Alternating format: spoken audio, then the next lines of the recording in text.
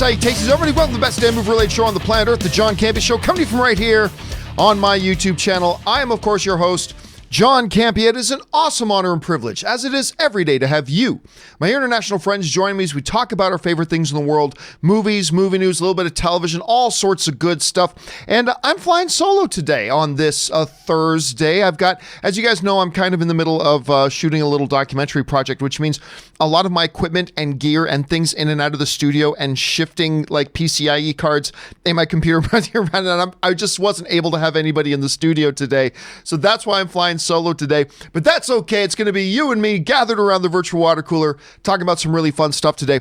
And there is a lot of really interesting things to go over here today. Of course, we're going to be talking about, it looks like the new James Bond film, maybe the longest running James Bond film, the longest length of any James Bond film. We're going to talk about that. Of course, Spielberg stepping down as the director of Indy 5. What's really behind that? We hear them saying some PR stuff. I don't know that I buy it. Is Bob Chapek, as the new CEO of Disney, the guy who runs all staffing, all creative decisions, everything about the company, is he going to make a change in Lucasfilm? We're going to talk about the pros and cons of that, actually. How will Invisible Man do on its opening weekend? That and a few things more. But before we get to all of that stuff, we're going to go with a couple things right off the top. And one of the things is this. Horror, the horror genre, made a really big impact just a couple of years ago. We had a good, solid string of really good, fun horror films in the theater again, the likes of which we hadn't seen in a while. Now, the last year or so has not been as good, granted, but we got a couple of interesting looking projects coming. One, of course, is Invisible Man. That's getting really great ratings so far. Opens in theaters tonight. I'm going to go see it tonight. I'll tell you guys what I think about it tomorrow.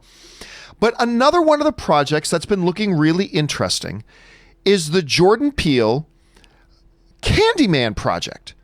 This has looked pretty interesting to me. So the CANDYMAN project, they've been talking about it. Yahya Abdul-Mateen II, who of course was in Aquaman, and he's really great actually. So he's going to be starring in this film. It's looked interesting. The first trailer for it has dropped this morning. And I got to tell you, I think it looks really freaky. I think it looks great. Now, you guys know I'm not personally the biggest horror guy in the world. Like, as much as anybody, I like a good horror and I love certain horror films, but overall, I'm not like a horror film fanatic and I'm not obsessed with horror films and stuff like that. But I know a lot of people who are, and CANDYMAN is one of those films that for a lot of people is kind of like one of their must-have horror films. They just love the series, love the franchise. It's got a certain special place in the hearts of a lot of people. But I honestly didn't know, even with Jordan Peele behind it as a producer, I didn't know if like a new CANDYMAN was a good idea. I didn't know if it in today's, like in 2020, would it come across as just really cheesy, all that kind of stuff. And look, I know we're only talking about a trailer. We are only talking about a trailer right now, but I gotta say, if the trailer is any indication, so far, I got to say I'm on board because I thought it was freaky. The acting looked good the whole way they're incorporating the neighborhood. That opening scene with the girls in the bathroom was well done. I got to say, now look, this movie might be terrible, but as far as trailers go, and you know what we always say about trailers, right? The job of a trailer is to take your excitement level wherever it is, even if it's really low, even if it's really high, and bump it up a couple of notches.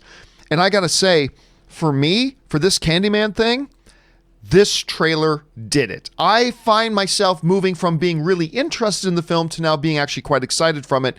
And that's what one trailer can do. Question here is, guys, have you had a chance to see this new CANDYMAN trailer? I thought it looked really great, and I'm completely on board for the film now. What do you guys think about it? Jump down into the comment section below and let me know your thoughts. All right. With that down, let's do one more thing off the top here before we get to our main topics. And this next one's kind of interesting. Back at D23, back in 2019, a number of months ago, Disney showed off a whole lot of stuff that they had coming to Disney Plus. Of course, Disney Plus is now launched. One of the things they showed a lot of previews for and had the stars come out on stage and talk about a lot, one of the shows they were pumping really, really hard was Lizzie Mcguire. They were trying to pump up that new show, amazing. A new relaunch of Lizzie McGuire with Hilary Duff herself coming back.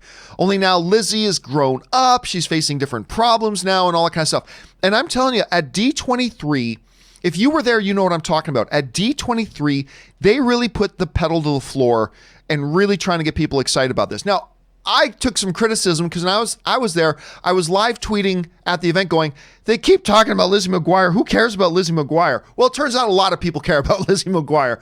And a lot of people were very, very excited. Well, here's the interesting thing.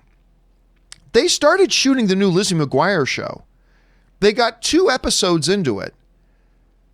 Disney then halted production and fired the showrunner.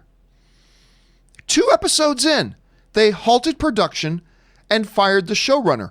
Apparently what's been going on is that this show is a little bit too mature for what Disney wants the show to be. A little bit too mature. And that struck me as kind of odd because at D23, that kind of seemed to be the message, is what happens when that Lizzie McGuire, who still has the imagination that she has, she's now in her 30s, she's facing adult problems and adult issues. As somebody who's not even a Lizzie McGuire fan, the message I heard was, yeah, this is going to be a little bit more. I mean, it's not going to be an adult show, but it's going to be a little bit more of a grown-up show. And I thought, okay, that's interesting. I'm not a Lizzie McGuire fan, but that sounds interesting. That seemed to me the clear message of what it was, right? Well, apparently, Disney didn't get the memo. Disney, who told everybody this is going to be a little bit more grown up, apparently didn't get that memo because they weren't happy with the direction the show was going in. And this is what I don't understand. They knew the direction the show was going in when they greenlit it. This isn't a situation with Lord and Miller on Solo where they told the studio, yeah, we're going to make this film. And then behind the studio's back, they were actually making a completely different film. This isn't one of those situations. From everything I'm reading and from everything I understand, this is very much a situation where everybody knew what the show was that they were going to be making. They shot 2 episodes. I almost said Lizzie McGuire. Hilary Duff then went on her honeymoon. They took a short break while she went on a honeymoon, and they killed production and they fired the showrunner. And this is where it gets really interesting. Listen to this part of the paragraph here. Production on the show began in November, but had paused in early January as Duff was going on her honeymoon in Mozambique. 2 days before she returned, Variety broke the news that Minsky, that was the showrunner, would be fired. According to multiple sources, Minsky, her writing staff, the production team, and Duff learned that Minsky was being removed as the showrunner only after the Variety story was published. Despite Variety having reached out to Disney for comment hours prior to publication, Minsky declined to comment on how she learned of her dismissal. This is very odd to me. Now, guys, keep in mind, I don't give 2 craps about Lizzie McGuire, all right? I don't give 2 drips of urine about Lizzie McGuire. I don't hate it. It's not my thing. So I don't care. I have no dog in this race, okay? I have no bias in this one way or the other. I really don't. But as an outsider looking in, number one, so they were making the show they said they were going to make. They were making the show you kind of told us they were going to make at D23 and hyped it up. But then the moment they actually start making that show, your executives get cold feet thinking, no, this also has to be a children's show, period, not a little bit more grown up. You fire the showrunner and you don't even tell the star of your show that you fired the showrunner before news hits the press? Listen, this is not, the absolute worst thing in the world. It's not the absolute 100% worst thing in the world. It's not. But I got to tell you, for Disney, this is not a good look. This isn't a good look for Disney. They were making the show you said they were going to make. Everybody seemed to be on the same page. Now, I get it. You have the right to change your mind. If something is happening and you're not feeling it, maybe you make a change. I get that, I suppose. But the fact that the staff and the star of the show didn't even find out about it from you, they had to find out about it from a news source coming out. I gotta say, listen, you guys know I'm a fan of Disney. You guys know I'm a fan of Disney.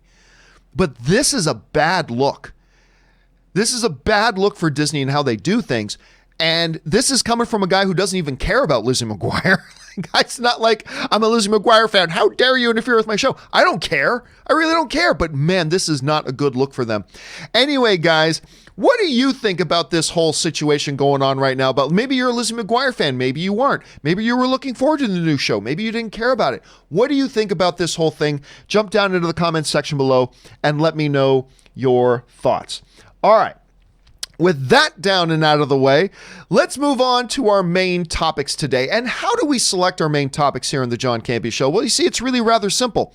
You guys come up with our main topics by simply going anytime 24/7 over to www.thejohncampeashow.com/contact. Once you guys get there, you're going to see a form. Fill it out with your topic or question. Hit submit. It's absolutely free. And then once you do, maybe, just maybe, you might see your topic as one of the main issues here on the John Campea Show. With that down, let's get on to that first main topic today. And our first main topic today gets submitted to us by Derek Priano, who writes, "Hey, John, the official runtime for the next Bond is 163 minutes. That is 2 hours and 43 minutes, getting close to that 3-hour mark. I have noticed that big franchise movies seem to be moving towards a long runtime. Star Wars and Avengers are the most obvious examples. Is this a trend that is coming? And if so, is this a good thing?" All right, thanks a lot for sending in the question, man. And yes, it does seem, although I don't think there's been any official confirmation from the studio, as far as I know right now, there has been no official confirmation from the studio that the runtime of the new James Bond film is actually 163 minutes. So where is this coming from? Well, it's actually coming from a pretty important spot. A couple of movie theater chains, including Regal, which is, of course, one of the biggest movie theater chains in the world, they have on their James Bond page the runtime. They have the release date, April 10th, 2020, and you see right down there, running time, and they're listing the running time at 163 minutes. They've got the running time listed right now at 163 minutes. So while this is not the studios themselves confirming it, it's a pretty reliable thing. It may turn out to not be true. It might. But I think we're safe right now in proceeding in our conversation, assuming for now that this is true, because it's a pretty reliable source. Not 100%. It's not 100% that this is the case, but I think we're safe right now to assume that this is the case. 2 hours, 43 minutes, pushing the 3-hour limit for the James Bond show. Is this a trend? I don't think so. Look, you got to keep in mind that we have hundreds of movies come out every year. Hundreds of movies come out every single year. Something has to exceed, 5 or 6% to look at it and say, this is a trend. You know what I mean? And the reality is right now we have very, very, very few films that approach this kind of length anymore. And I also want to say this. It seems to me like there is a particular type of film that gets pushed further as far as its time goes. And it's not just any blockbuster film. But rather to me, it seems like, and maybe I'm wrong. Maybe I'm wrong about this. It just, my first impression seemed to be that it seems to me that it's not just big blockbuster films. It's big films that are nearing the conclusion of a story arc. So, for instance, you get Star Wars, The Rise of Skywalker. But that's the conclusion of a certain story arc. You get Avengers Endgame, which is the conclusion of a story arc. You look at James Bond, No Time to Die. We've got Blofeld back in there. There are clearly ongoing storylines that they have had with this franchise. And this is, of course, Daniel Craig's final appearance as James Bond. We know that right now, that this is his final appearance as James Bond. So it's not only just big blockbuster films, it's a specific kind of blockbuster film that we seem to recognize might be putting in some longer runtimes, and that's the conclusion of longer stories, which, if you're going to have a longer runtime, those are the movies that you would just kind of assume would be the ones that would get the few extra minutes tacked on, right? Just a few extra minutes tacked on. Now, look, as far as the question of, is it a good or bad thing that we're getting more and more movies pushing and sometimes exceeding the 3-hour runtime? Well, there's no one single answer to that. Like, whenever somebody asks me the question, should this movie be a 3-hour movie? I say, well, it's impossible to say until we see the movie.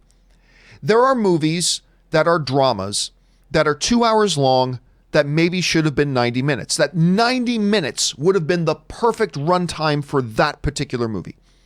There are some movies that are 2 hours and 20 minutes long that we'll look at and go, oh, you know what? For the uniqueness of this movie, this particular movie probably should have been longer. It really all depends. Longer movies are not better than shorter movies. Shorter movies are not better than longer movies. Every single movie is its own unique creature. Every single movie that gets made is its own unique project that has its own unique characteristics that in and of itself has its own correct runtime. Whether that runtime is 90 minutes, 100 minutes, 120 minutes, 163 minutes, or more. Right? There's no one pat answer. Take a great movie and just make it longer. That doesn't make the movie better. One of the great examples of that for me personally recently has been The Irishman. I love The Irishman. I think it's a great movie. But I also think there's a good 30 to 40 minutes of that movie that were repetitive and reductive that you easily could have taken out of the film, and that movie would have maybe even been a little bit better. Yeah, a lot of stuff they showed was great, but that's not always the best thing. So, and then there were movies we see that are really short, and we're like, man, this needed about 15 more minutes of setup and about 15 more minutes of this. So there's no one true answer. It all depends. But I will say this, when you're talking about these final films in a larger story arc kind of movies, whether it's an Endgame, whether it's a James Bond No Time to Die, whether it's a Star Wars film, that seems to me to be the more reasonable films that you should expect a little bit of padded extra runtime because you're trying to bring a lot of things to conclusion. Doesn't mean they should be close to 3 hours or not. I'm just saying those are the types of movies. If you're going to have a type of movie that you can say, that makes sense, that will get close to 3 hours, that's the kind of movie that it would be. And I think James Bond No Time to Die is one of them. So if it turns out to be true, I'm perfectly comfortable with it. But whether or not that's the right runtime for it, we won't know until we see the movie. Once you and I see the movie, we're going to go, that sucked. It shouldn't have happened. It's great, but it should have been shorter. It sucks. It would have been better if it was longer. It's great, but it would have been better if it was shorter. I mean, we're not going to know that until we see the movie. But right now, I look at it as the final Bond film in the run of Daniel Craig. He's had a great run. 163 minutes, to me, doesn't seem out of bounds. Doesn't seem out of bounds. Seems fine. Question here is, guys, what do you think about the reported runtime of James Bond No Time to Die? Jump on down to the comment section below and let me know your thoughts. All right. With that down, let's move on to main topic number 2. And our second main topic today gets submitted to us by Geeky Gator, who writes, I am looking forward to Invisible Man this weekend, and the current tracking numbers for its opening weekend seem to indicate a good amount of other people want to see it as well. It is tracking for a $25 to $35 million opening, which would be the best horror opening since It Chapter 2 last September, which is crazy given there hasn't been a shortage of horror films. Do you think this film can meet or exceed these numbers? All right, thanks a lot for sending that in, Geeky Gator. And yes, Invisible Man opens tonight. This is a movie that, you've heard me say this, I admit, I was really not all that interested in. I mean, I wasn't disinterested. I didn't think it was a bad idea, but doing The Invisible Man in 2020 seems a little hokey. I mean, it just seems a little weird to me. Elizabeth Moss is great, so okay, that's cool, you're adding her. It was when that trailer dropped. And that first trailer came out, and despite the fact that I felt like it gave a little too much of the movie away, despite that, I thought the trailer was, no pun intended, killer. I thought the trailer was absolute killer. I was absolutely on board with this movie when that trailer dropped. Now the question is, can it meet that $25 to $35 million tracking that they seem to have on this? I think the answer is yes. Especially when you go over and you look at, what was the last time I checked Rotten Tomatoes? Hold on a second. Invisible Man, Rotten Tomatoes. Last time I checked, it was at 85%. Let me see where it's at right now. It's at 91% right now. So with about 100 reviews counted, it's got a 91%. So I think when you combine, you bring in a couple of factors. Number one, you combine in a great hot star right now in Elizabeth Moss. You put in a fantastic first trailer that got a lot of people's attention. And now you're adding on top of that really strong word of mouth. Now, I'm going to go see it myself tonight. I had a press screening the other day. I didn't end up going because I was on a shoot for my documentary. It went longer than I thought, didn't make it to the screening, whatever. But I really do want to see this movie. I'm going to go see it tonight, and I'll put up my thoughts on it later. But you put those three things together, and you've got some momentum going for you. And I'll be honest with you, I'm not going to be surprised if it exceeds that $35 million roof.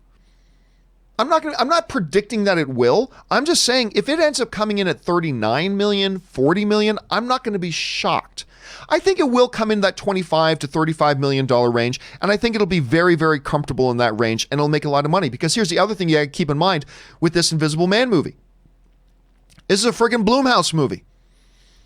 Being a Blumhouse movie, that means Jason Blum thought, okay, we're going to make this Invisible Man. Okay, give me a second. And he starts lifting up the cushions on his couch, and his executives go, what are you doing, Jason? He goes, I'm looking for the money we're going to use to make it. Here it is. He pulls out some quarters and a nickel and, a $5 bill. Go, make the movie for this much. The budget on The Invisible Man was $7 million. $7 million. This movie is going to have as big of an opening, a bigger opening, than The Call of the Wild did, with a $110 million budget. This thing has a $7 million budget. It's getting great word of mouth, had a great marketing campaign. It's going to make somewhere probably between 30 and 35. And that's going to be a huge win. Yet another huge, huge win. So listen, this thing isn't going to have Avengers. Look, I don't hear people buzzing about this movie the way they did about Avengers or about Star Wars or about the new James Bond, but it doesn't need to. As a quirky little horror film based on an ancient IP, I'm hearing a lot more people buzz about it than I thought they would have a year ago. So do I think it can meet those projections at 25 to 35 million? Do I think there's enough people, enough of you and I, the film fans? Are there enough of us getting excited about this film and wanting to see it that are going to rush out to see it to make it hit that 25 to $35 million range? Yeah, I think there is. I think people are excited for it. I think enough people are excited for it that's going to hit it. I'm thinking this movie's going to be great. I'll let you guys know my thoughts on it a little bit later. Guys, question is, are you excited for this Invisible Man movie? I gotta tell you, my anticipation has been getting a lot higher for it. Maybe the trailers have worked for you. Maybe they haven't. Maybe you're hearing this positive buzz and all the great reviews. Maybe you're not buying into it. I don't know. But how are you feeling about the movie right now? Are you planning to go out and see it this weekend? Jump down to the comment section below and let me know your thoughts.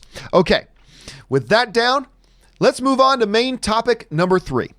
And our third main topic today gets submitted to us by Norton Rad, who writes, with Bob Chapek taking over Disney. Now, of course, for those of you guys who missed the news yesterday, Disney CEO Bob Iger has stepped down effective immediately, and he has been replaced with Bob Chapek. Of course, Bob Iger is still the chairman of the board of directors, but Chapek is now running Disney, taking over as CEO. Anyway, with Bob Chapek taking over Disney, many fans think it'll be the perfect time to fire Kathleen Kennedy.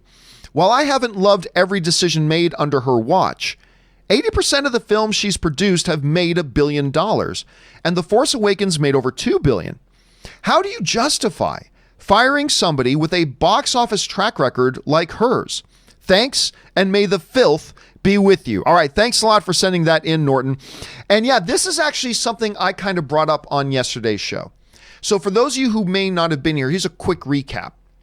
So with Bob Iger handing over the reins to Bob Chapek, a question I did bring up was, and something I said was, I expect probably within the next 6 months, I have no insider information on that. This is just me as a fan purely speculating. Let's be clear about that, okay? But I'm saying in my pure fan speculation, I'm speculating that we're going to see Kathleen Kennedy resign probably within the next 6 months. The reason being is we have seen this in business and in sports a lot. When in a sports team, and forgive me for sports analogies, but you guys know I love my sports analogies. When a new general manager comes and takes over a team, or a new coach comes in to coach a team, what often happens, not always, but often, that new general manager or that new coach will clean house and install their own staff that they know, that they trust, that they believe in. So they'll, an NFL coach will come in, he might keep one or two assistants, but he'll fire a lot of the assistants and bring in his own people, right? A general manager will come into a team, and we often see they will, at the end of the season they take over, they remove the head coach and they put in a new coach that they chose. In business, this happens a lot too. I've been in corporate structures where new bosses take over and all of a sudden some of the lower level bosses are all gone and new people are brought in. So I brought up myself on the show yesterday, the idea that I think within 6 months of Chapek kind of taking over the reins, being the new CEO of Disney, that I believe that we are going to see leadership changes. One of which I believe was we're going to see Alan Horn finally be able to do what he's always wanted to do, which is to go back into retirement. Remember, Bob Iger pulled Alan Horn out of retirement. He convinced Alan Horn to come out of retirement, his well-earned retirement, and said, we need you to save our film division. Alan Horn came out, saved the film division. And I think for years has been kind of like, so can I get back to my retirement now? Hold on, Alan, we still need you around. I think it's time for Alan to finally get back to his well-deserved and well-earned retirement. So I think he's going to be stepping down here pretty soon himself because it's time. He's earned it. Damn it, he's earned it. Let him get back to that. But I also believe one of the main changes is going to be the Kathleen Kennedy situation. I think you're going to hear her resigning within the next 6 months. Now, you ask the question, and it's a great question, and it's a great point. How does one justify removing a studio head who not only has had great box office success, but her box office per film average is higher than Kevin Feige's per film box office average? You heard that right. And as much as we talk and loud about how great Kevin Feige's per film box office average is, and we should because it's insanely good, Kathleen Kennedy's is actually better. Now, granted, Feige has to spread that out over 20 plus films. Kathy Kennedy has only had to spread it out over 5, but still, her per film average is actually higher than Kevin Feige's. You can get mad at me all you want for saying that, but it's a fact. It's just a mathematical fact. How meaningful that is up for debate. But the fact is, her per film average is higher than Kevin Feige's. How do you justify firing a studio head when in the run of 5 films, they've had one make $2.06 billion, another make $1.05 billion, another make $1.3 billion, another make $1.07 billion, and then the embarrassment, one that makes shy of $400 million. But still, when you add it all up, divide it by 5, it is a higher box office per average than thing.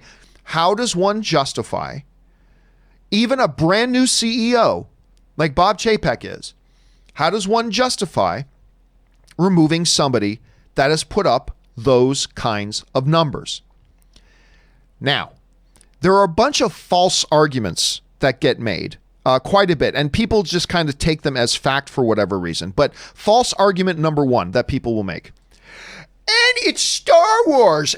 Anybody being the head of Lucasfilm would have made that much money. Really? The DCEU would like to have a word with you. Because it's just not true. Star Wars movies have never made billions in the billions.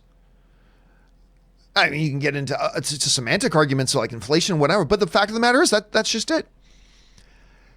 And a number of years ago, everybody would have said, including me. I said this, like, oh my God, there's a Batman versus Superman movie coming. Oh, that'll make $1 billion in its sleep. Batman versus Superman? That'll make $1 billion in its sleep. Anybody could be the studio head of Warner Brothers and have a Batman versus Superman movie make $1 billion. It didn't. Justice League? That movie might make $2 billion. I mean, let's not even talk about $1 billion. That movie may make $2 billion. It didn't. DCU didn't have $1 billion film until Aquaman came along. So this whole argument that anybody could have done that, it reminds me of like, oh, anybody could have coached the Bulls and they would have won titles. Anybody could have coached the Lakers and they would have won titles. We've seen lots of star-packed great teams not win titles. It's a false, fake argument. Okay? It is a false, fake argument. So the point you're raising about you cannot ignore the financial results that Kathy Kennedy has delivered as the head of Lucasfilm. She has delivered win after win after win after win as far as the box office goes. Solo being the obvious exception there. So, which is a movie that never should have been made in the first place, but I'm not going to go into that whole thing again. But that being said, I believe that there are very good arguments as to why firing her would not be justified. And I believe that there are very good arguments for why firing her would be justified. And that's why I don't know that there's one right answer here. I really don't. You guys know I am a Kathy Kennedy fan. I am a Kathleen Kennedy fan, and I will be for the rest of my days. She is one of the greatest producers in Hollywood history. Steven Spielberg says so. He's the greatest filmmaker of all time. I'll take his word for it. And if you don't, well, you go argue with Steven Spielberg. She is one of the greatest producers of all time, but that doesn't mean you're a good studio head. And you guys have heard me go on and on and on about the issues I have had with Kathleen Kennedy, even though I have enjoyed the majority of the Star Wars films since she's been the head of Lucasfilm. I have enjoyed most of them. But you cannot turn a blind eye to the absolute circus of a mess that studio has become under her leadership. Kevin Feige, over the course of 24 films, okay? Kevin Feige has had significantly fewer director drama, writers changing, film projects stopped, all this drama.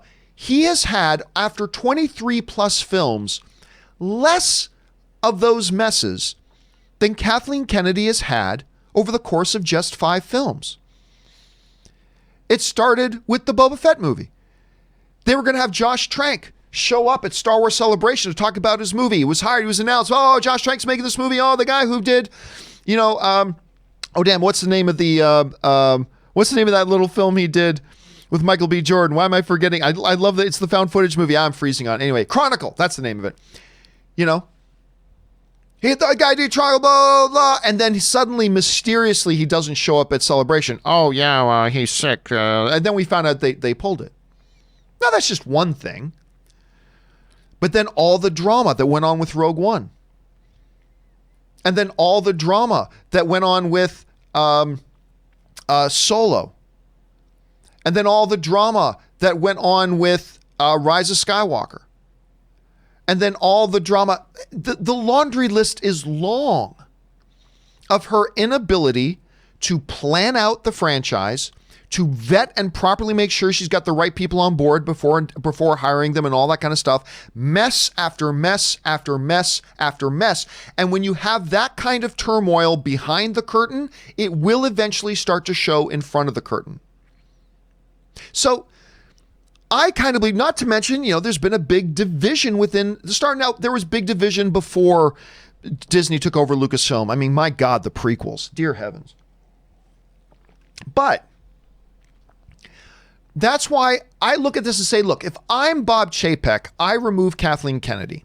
But there are solid arguments for not doing that. Of course, the biggest of which are these numbers. You can't ignore those. You simply cannot ignore those.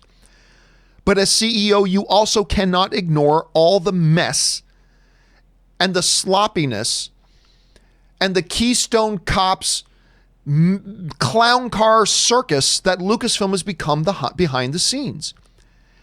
I mean, we talked about this the other day. For heaven's sakes, when you've got a new novel series coming, The High Republic, and you're putting more energy and effort into properly planning out the story of the High Republic than you did in the movies, there's a problem. There's a problem. So honestly, guys, I don't know what the right answer is here. I don't know what the right answer is here. Now, let me address one other thing here. There are some people out there who still mistakenly think that Bob Iger is going to have anything to do with this, because one of Kathleen Kennedy's biggest supporters, despite all the BS reports you saw to the contrary, one of Kathleen Kennedy's biggest supporters is Bob Iger.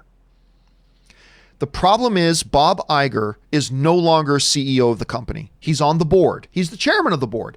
But the board does not get involved in the day-to-day running of the operation. That's what they have a chief executive officer for.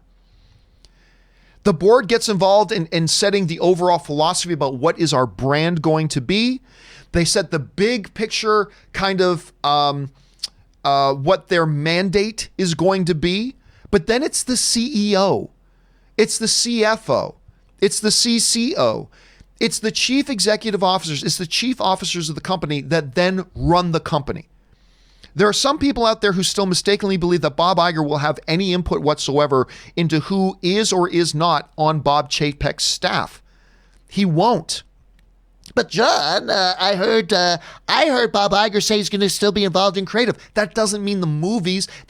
Board members don't get involved in the day-to-day operation of the things. They set overall mandates and vision, including the creative direction that the corporation as a whole will take. Remember, the movie division of Disney is a small part of the overall Disney empire. And he's going to focus on more of that stuff from the board level. But whether or not Kathleen Kennedy keeps his job is not going to be Bob Iger's say anymore. It's going to be the chief executive officer's say. Now, the board can fire the chief executive officer if they want, but as long as Bob Chapek is indeed the CEO, that's his call to make. You know, I've been in a situation like that before. I remember when I was with AMC.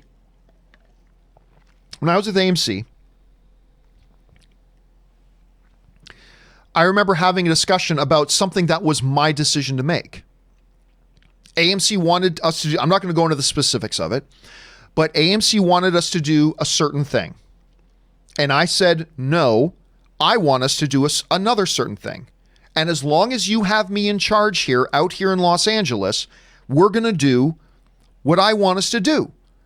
And what I said to AMC was, if you're unhappy with the way I'm running things, you can remove me. You can remove me anytime you like. That is your discretion.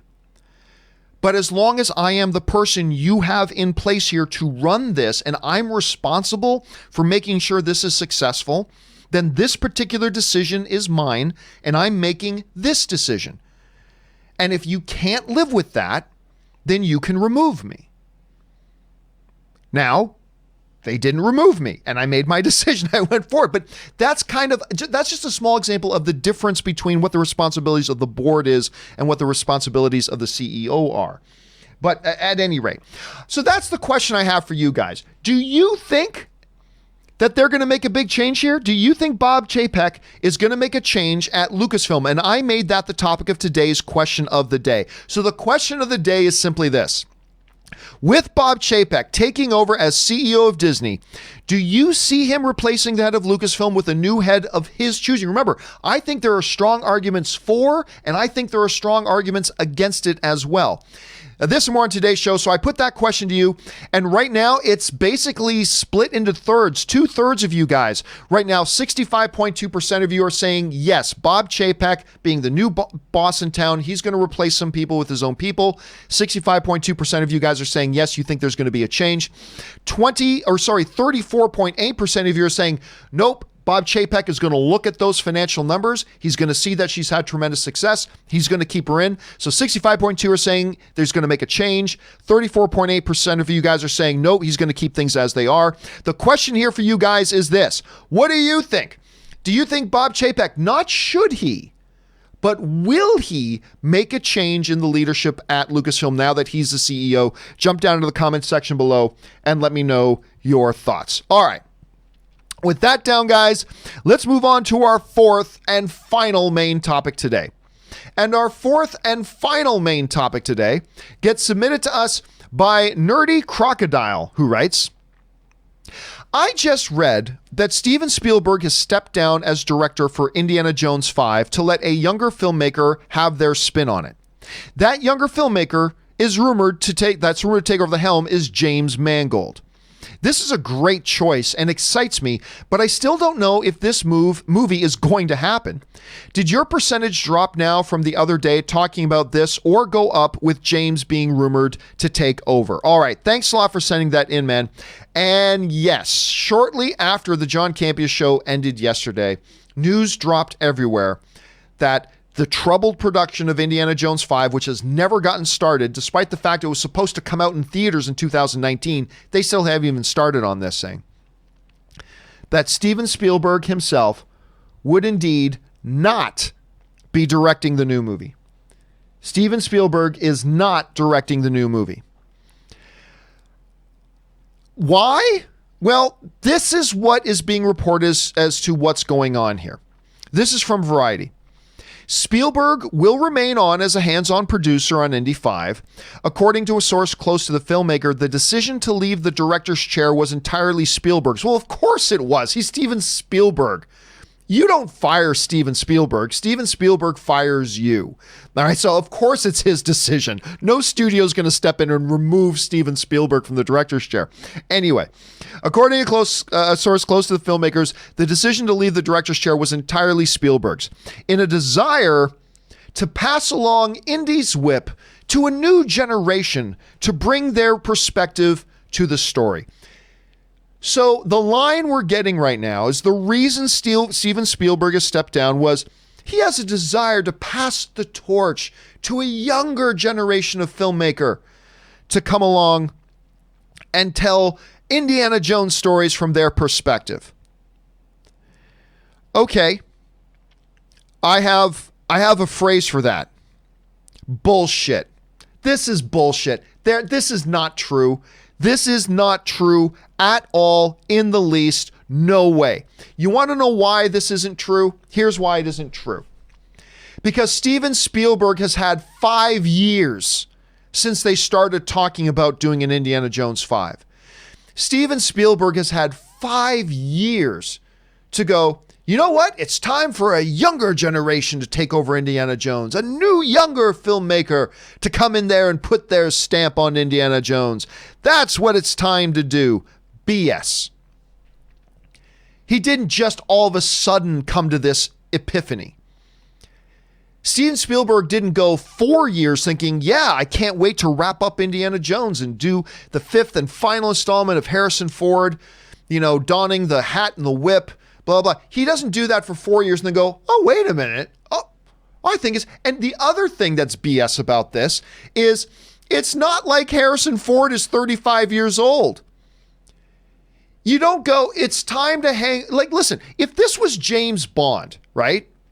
If this was James Bond and you had a director directing Bond for like 10 years and then you got a new James Bond coming in, maybe then the director goes, you know what? We got a new Bond coming in. It's time for a fresh perspective on James Bond. Let's hand this over to a new director to take this in a new direction because we've still got 50 years of James Bond to go. I could see that. This is definitely Harrison Ford's final film as Indiana Jones, if it even happens at all. If it even happens at all. This is Harrison Ford's final film doing it. Harrison Ford, who is approaching 80 years old, doing his final Indiana Jones film, is not the movie you go, it's time for a younger director to take over and put their spin on Indiana Jones. That's not what you do. Look, all I'm saying here is there is clearly a reason Steven Spielberg decided not to direct this film, and that's fine. That's fine. It's unfortunate, but it's fine. I just don't for 1 second believe that the actual thinking in Steven Spielberg's genius cranium, I do not believe for 1 minute that the greatest filmmaker of all time is stepping down from this film because he feels it's time to pass the baton off to a new, younger generation with an 80-year-old Indiana Jones. And that he didn't think this way for 4 years, and all of a sudden, magically now, I just don't believe the story. That's all. I just don't believe that the line he's putting out is the actual truth. And you know what? That's fine. Because I don't want Steven Spielberg to come out and go, you know what? I'm just frustrated with the development hell this movie's been in. I don't want him to come out and say that. But that's probably closer to it. I don't want Steven Spielberg to come out and go, I've got other movies I'm more interested in directing than an Indiana Jones 5. I don't want him to say that. Even though that's probably closer to the truth, I don't want him to say that. So I'm perfectly fine that he's stepping away if he wants to. He's the greatest of all time. Let him do what he wants. I'm perfectly fine with him making this fake statement, but make no mistake about it, this is a fake statement. And it's cool, and it's fine, and I get it, and it's the professional thing to do. So I'm cool with it. I'm not angry at Steven Spielberg for lying, even though it is a lie, because I get it. You don't want to tarnish the image of Indy. You don't want to say you don't want to have anything to do with it, blah, blah. I get it. You don't want to say there are other films that are more interesting to you than Indiana Jones 5, even though that's probably closer to the truth. I get it. But there's no way I believe that. Now, that being said, there's another part of this story that I find really interesting. And that is, hot damn. If you can't have Indiana Jones 5 being directed by Steven Spielberg, and you got to replace him, holy hell, James Mangold is a pretty damn good choice. You're talking about the guy who directed maybe, let me bring this up here, Sylvester Stallone's maybe the best film he's done in the last, 25 years in Copland. If you guys haven't seen Copland, it's actually really good. And I think it's the best film he's done in a long, long time. You're talking about movies like, where did it go? 3:10 to Yuma, which if you guys have followed me for any period of time, you know I love this movie. This is a remarkable movie. One of my favorite Westerns in a lot of years. I thought he did a masterful job with 3:10 to Yuma. Also, we're talking about movies like Walk the Line. He directed Walk the Line. That got a lot of well-deserved Academy Award buzz, even won an Oscar. He directed that. Then, of course, not everything was 100% gold that he directed, but then you jump up. He did, by the way, I thought that Tom Cruise movie he did, Night and Day, I thought that was better than most people gave it credit for. I don't think it's one of Tom Cruise's best, but I thought that movie was better than a lot of people gave it credit for, okay? Then, of course, we get into some more of the modern films that he's done. Obviously, Logan and Ford v. Ferrari. Logan is one of, in my opinion, the top 3 comic book movies of all time. I thought it was the best movie of 2017. It was nominated for Best Screenplay at the Academy Awards. Should have been nominated for Best Picture. My opinion, should have won Best Picture. I thought it was the best film of the year in 2017. And then, of course, outside of that, he comes back and does Ford v. Ferrari, which did get nominated for Best Picture at the Academy Awards. Thank you very much. And even won, I believe, a couple of Academy Awards, which is well-deserved, well done. It's a fabulous movie. Look, if you're going to go out and get somebody to replace Steven Spielberg, James Mangold's, it's kind of like the Batman situation, right? I wanted Ben Affleck directing Batman, all right? I've never hid that. I've never shied away from saying it.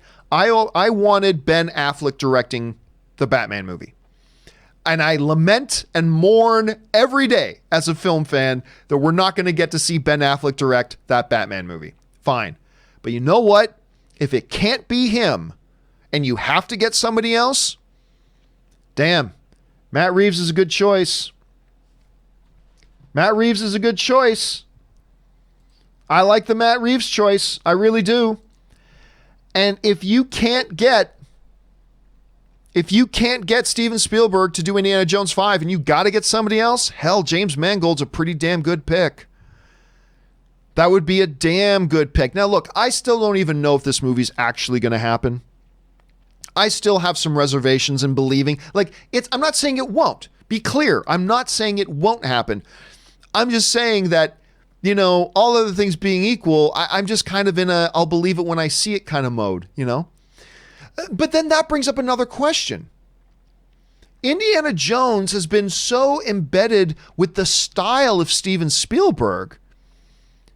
Is it even really Indiana Jones without Steven Spielberg? I don't know.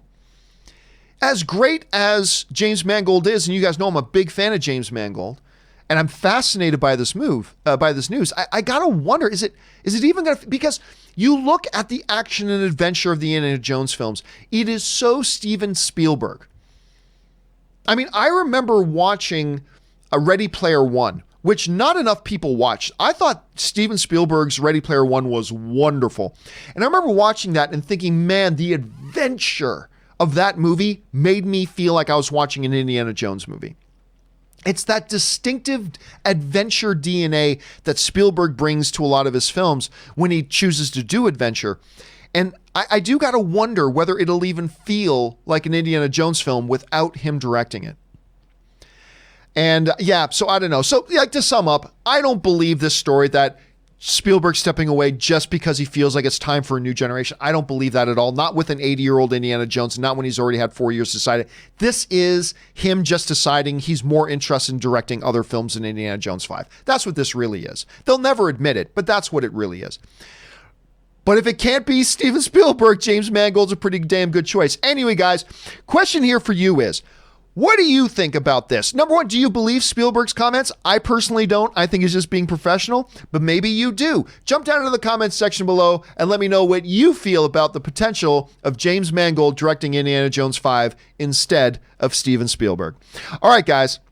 With all that down and out of the way, we're now going to take just a quick little break here. Give me a chance to stretch the legs, rest the vocal cords, go and refill my drink, give you a chance to run and use the bathroom yourselves. So when we come back, we're going to go right into the live questions, guys. So hang tight, don't go anywhere, and we will be right back. We'll see you in just a couple minutes.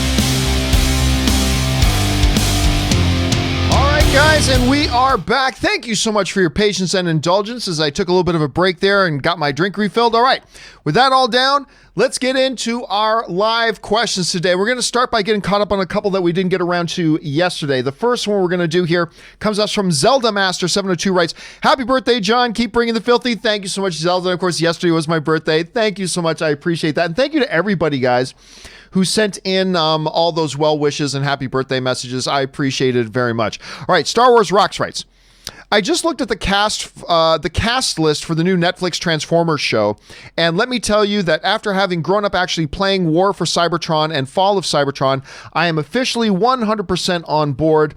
It's going to be such a love letter to the fans of the previous mentioned games." Well, I mean, I don't know about that. Like I said, which, by the way, thank you to Hasbro for paying, half of my household income. I appreciate that very much, but I don't like the look of the new Transformers. Look, that doesn't mean I'm not going to love the show.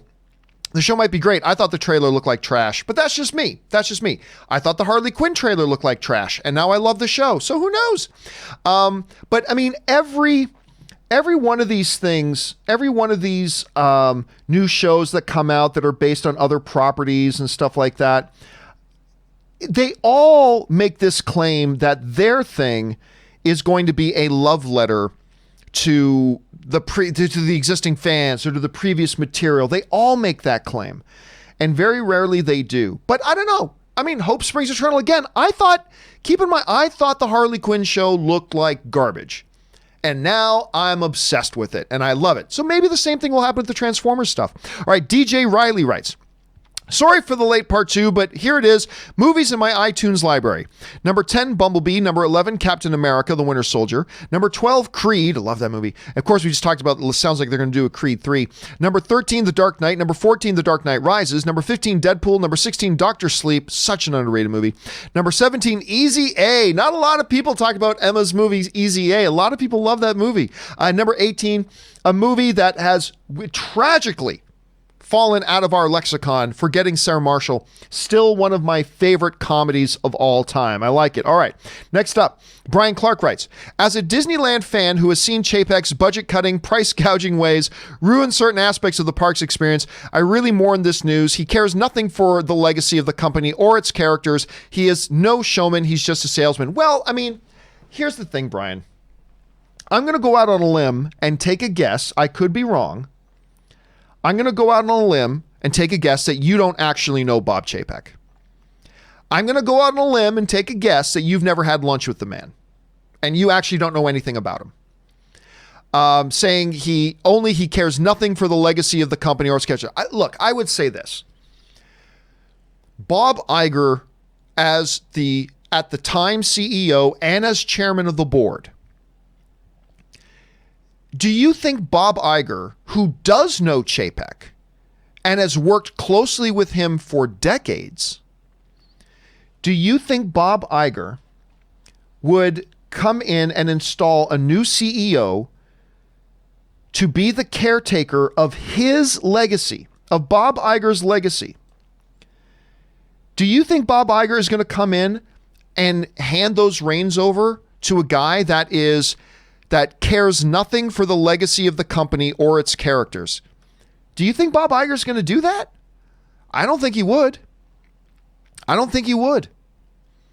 think Bob Iger's worked for this guy for well over a decade. He knows him. He worked day in, day out with him. I don't know Bob Chapek. You don't know Bob Chapek. And look, maybe it'll go great. Maybe it'll go terrible. I don't know. But for now, I'm going to give it the benefit of the doubt, because once again, it's Bob Iger. He's protecting his legacy of what he has turned Disney into the most successful company in the world. He's going to protect his legacy. And if he has worked with Chapek and knows him, I'm going to give him the benefit of the doubt for now. And I mean, and look, for all I know, Brian, maybe you're Bob Chapek's next door neighbor and you personally know him and you personally know that he doesn't care about the legacy of the company. Maybe you are. But if I'm correct and you don't know him, I'm going to trust the decision-making of the guy who does know him and who's in charge and who's built up. You know what I'm saying? So I'm saying, let's take a deep breath. And see how this works out. I mean, Bob Iger got Alan Horn out of retirement to come and run the film division, and look what's happened. They're the most successful studio in the industry now.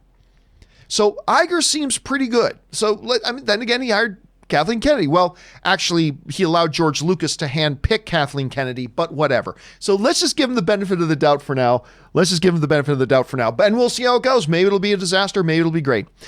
Payne, a.k.a. Batman, writes, have you ever played or watched the cutscene movies of the Batman Arkham games? I have. I love them all, and Arkham City is my top 10 games. Plus, Mark Hamill's Joker is at his best, in my opinion. Yeah, Mark Hamill was still doing the voice of Joker when those games were going. And again, I mean, then you also had, what's the guy's name who does the voice of Batman in the end? Why am I freezing on his name? He was just in Crisis on Infinite Earths, and I'm freezing on his name. It's sacrilegious. But Hamill did a great job in those, and they're very, very entertaining. They are really, really entertaining. Let's see here. Sean Strickland writes, happy birthday. You make all of us happy, John, every day. John, every day you work. Thank you. Well, thank you so much, Sean. I appreciate that, dude. And thanks for being here and being a part of the show. All right. A fan of Peanuts writes, happy birthday. Will Disney stock drop today or no effect? Oh, it did drop. It did drop. Look, when you've got the guy in charge who has overseen the greatest growth the company has ever had suddenly step down, of course the stock is going to take a drop. It did. It took a drop. It'll recover. Well, I mean, that's going to be the real proof in the pudding. How long does it take for the stock to recover? Because everybody would expect it would take a drop when Bob Iger says he's retiring. How long will it take to come back up? That's going to be the test. I think it'll probably bounce back pretty quick. Matthew writes, happy birthday. Thank you, Matthew. I appreciate that, man. Robert Perez writes, happy birthday, John. Thank you. Sylvester Young just sends in a $20 super chat to be supportive of the channel. Thank you, Sylvester. We really appreciate that around here, my friend. Call me Picante writes, happy birthday. Stay filthy, my friend. Thank you so much. Again, a whole ton of you guys sent in birthday wishes yesterday. Thank you so much, guys. It means a lot to me. Derek Woodrin writes, happy birthday, John, and congrats on all the success. That hard work is paying, and an inspiration to see. Well, thank you so much, dude. I do appreciate that. And, you know, we do work really hard around here. We may say things you agree with sometimes, and we say things you disagree with sometimes, and that's part of being film fans. But it means a lot to me that you recognize that, hey, agree or disagree with us, you recognize that we do put a lot of work into this. And it's not just me. There are other people behind the scenes, you know, whether it's Jonathan or Ray, that do put a lot of work into these things. And because we succeed sometimes and we fail sometimes, but we do feel the obligation to give to our viewers and our audience the best product that we can. And sometimes it'll be good and sometimes it'll be bad. Sometimes we succeed and sometimes we fail. But our goal is to always make the show as good of an experience for our viewers as possible. And that's at least what we try to do. And I thank you for the kind words, man. I really do. All right. Kid Miracle Man writes, happy birthday, John. Last week, my uncle turned 101. So you're still a youngster. Yes, I am. Yes, I am. Not compared to some, but definitely compared to, that's awesome, dude, that your uncle's 101. That is so cool.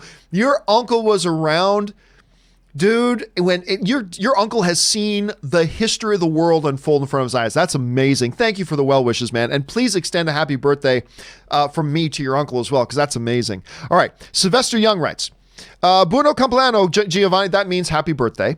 Glassy, thank you so much for that. Been watching since the AMC days, and my birthday was yesterday. Any chance Ezra's story from the end of Rebels ever gets resolved? Thanks, and bring that sweet, sweet, filthy. Well, first of all, thank you so much. Whenever you ask, you guys have heard me say this before, whenever you ask a question and the word chance or ever or could, the answer is almost always yes. So for those of you who watched Rebels, I enjoy Rebels. I actually liked Rebels quite a bit. I mean, it was hit and miss sometimes, but overall, I quite enjoyed Rebels. Certainly more than I like Clone Wars. Anyway, the show ended. I'm not a big fan of how the show ended, but they did end with this little open-ended thing with a mystery with Ezra and where did he go. Well, they clearly ended it that way for a reason. I don't think it means they're definitely going to do it, but in asking the question, could they go back and re-explore that at some point? Oh, absolutely. I'm not saying whether I believe they will or won't, but could they? You'd have to be blind not to acknowledge it. That's definitely a possibility. So you may just get your wish there, Sylvester. You may just get your wish. All right. Jesse writes, this Apple thing reminds me of Dodge's ad campaign for Batman vs. Superman, where their strategy was the exact opposite. Their tag was, even bad guys need cool cars. That was one of the coolest ad campaigns because they had I think they had Idris Elba, Tom... why am I freezing on the name of the dude who plays Loki? Hiddleston. So Tom Hiddleston, and then another actor who traditionally plays a villain, and they're all like the villains, but it was a car commercial. And of course, yesterday on the show, we talked about how Apple has this rule now where apparently, according to Ryan Johnson, Apple won't let you have iPhones in your movie if a bad guy is using the iPhone. So you're right. It's a totally opposite approach than that brilliant ad campaign for the cars. That's a good example, Jesse. All right. Daniel Joseph writes, Ryan Johnson's comments can't be true. The bad guy caught at the beginning of Mission Impossible Fallout had an iPhone that Ethan couldn't hack. That's not true at all. It very well could be true, but we don't know when this policy was implemented, right? Because Fallout now is a couple years ago. So it might be a relatively recent rule, all that kind of, so we just don't know when it started. We don't know if it started 5 years ago. We don't know if it started 5 months ago. We don't know if it started a year before they started making Knives Out. We don't know if it started 1 month before they started shooting Knives Out. So, I mean, it very well could be true. Just because it wasn't at that time doesn't necessarily mean it's not a rule now. So just something for us to keep in mind, Daniel. All right, Suthius writes, Creed 3, Creed versus Toretto. There, $100 million opening. Could be. I mean, the funny thing is, as much as we love the Creed movies, a lot of us forget the movies never made money. I think Creed 1 barely broke even, and Creed 2 did just a little bit better. But Creed 1 didn't even make $200 million. Creed 2 never got to $300 million. So we forget about that. So I'm not sure, even if it's Creed versus Toretto, that we would see a $100 million opening. All right, Tristan Riera writes, the guy with Samsung Galaxy S9 did it. Happy birthday to you, John. I hope you're having a fantastic day and that you'll have a fantastic year. Once again, you guys keep me company as I grade papers. I like this tradition. Well, I like that we get to be a part of it with you, Tristan. And if that means you're a teacher, by the way, you guys are the most underappreciated profession in our entire society and culture. Thank you for being a teacher. Anyway, that aside, it always amazes me how many people write to me and tell me they actually watch while they're working. It's always killed me that how many people write in and say they watch while they're working, which I think is great. If we can be there with you through the day and help you through the day, that's fantastic. Thanks for sharing that, Tristan. All right. Meta writes, hello, John. You say that video games are meant to be played and interacted with. Well, they are. I mean, that's the truth. That's why the video game movies never work. Oh, no. I have never said that. Listen, this is, and people wonder why I repeat myself so much because of situations like this. Let me get to that. Let me finish reading your email and let me get to answering it. You said that video game movies are meant to be played and interacted with. That's why the video game movies never work, and narrative stories, yada, yada, yada. But don't you think the same could be said about Legos? They are a toy with zero narration, and a toy such as Legos can be made into a movie and be a big success. Video games should be able to as well. It doesn't matter that video games are meant to be played for the gameplay. It's up to the filmmakers to deliver a good narrative story from its source. You are absolutely right on that, Meta, but I never ever said the reason why video games can't ever work, and I've never said that, is because they're meant for game. What I have always said is that that's one of the things that makes it particularly challenging. That's what makes it challenging for it. But I have said myself on this show many times, any movie can work. Hell, I've said a million times on this show, look at the Lego movie. Lego, a movie about plastic building blocks? And I thought it was a stupid idea. But what happened? They made it into a great movie. That's why I always talk about Felipe, the sentient dancing microphone, right? I said, you can come up with any stupid idea and you can make it a great movie. It's possible. I said, yeah, you can make it. And I'm like, I don't, the microphone. You can make a movie called Felipe, the Sentient Dancing Microphone, and you could make it an Oscar winner. It's not likely. It'll have its challenges, but you could do it. It's possible. It's always about execution. So I 100% agree with you, Meta, that you can make a great movie based on a video game. You can do it, but it's been challenging. And I've only proposed that the fact that these entities, video games, are primarily designed to be engaged and interactive with, and they're meant for gameplay, which is exactly what they should do. That's why they're so great, and that's why they're so entertaining. So I've only proposed that that's been one of the big challenges. But of course you can get over that challenge. And of course there can be a great video game movie. These challenges don't mean that that it can't happen and it can't be done. I've never said that. But they are things that present them as a challenge that makes it a little bit more difficult. But like Lego, absolutely it can be done. It can be done. It's just a little more difficult. That's all. It's just a little bit more difficult than, say, something like a comic book adaptation, when the comic books, even from the beginning, were designed as narrative storytelling from their inception primarily. So it makes it a little bit easier on that front, but it can be done. Absolutely it can. And Lego proves that it can be done, but it doesn't prove that it's easy. That's the thing, right? It ain't easy. So anyway, we'll see how that all turns out. All right. Next up, BB Warraven, I'm sure I'm mispronouncing that, writes, happy birthday, John. Sadly, on your birthday, I must correct your BTS statement. BTS is better than Backstreet Boys. Have a wonderful day. I know this manufactured, artificial, don't actually write their own music boy band, BTS. I know they're a big deal right now. I know people love them. That's great. I've got no ill will towards them at all, but they're just like most other boy bands. They're a corporately assembled, chosen by executives to put this band together. They don't write their own music. They don't play their own music. They sing and dance. And apparently they have their fans, and that's great. But that's why I said they're just basically another version of the Backstreet Boys. Anyway, but that was my thing on that.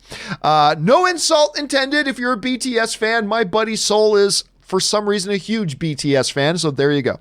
All right. And the only reason why I know who they are. All right. Tom Bowerman writes, would you be down for the detective vision in the Batman? Well, if you're talking about, am I down for the idea that Matt Reeves has said they're going to go more towards the detective angle on Batman? I'm totally down for that. I think it's a great idea. Andrea Valentova writes, happy birthday, John. Thank you so much, Andrea. Charles writes, happy birthday, John. I really admire and respect you. Thank you so much, dude. That means a lot to me. Thank you very much.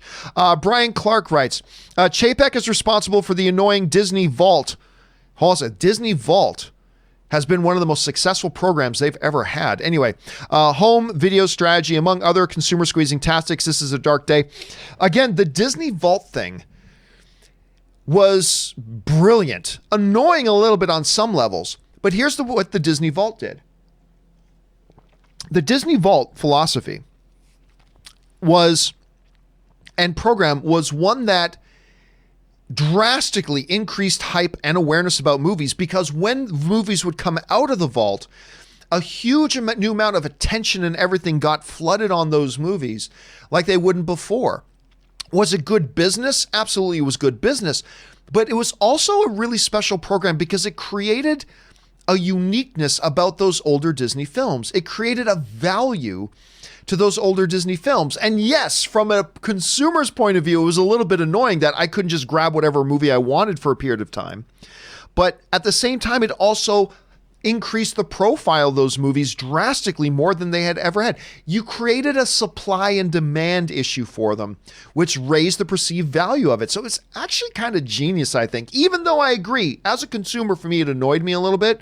But there's no denying it was also kind of a brilliant move. Anyway, that's just kind of my take on it. All right, Dalton Compton writes, you can get Filmic Pro for Android on the Google Play Store for $15. Yes, you can, but what you cannot do with it on Android is get the double take feature, which is the feature that allows you to film on multiple cameras on your phone at the same time.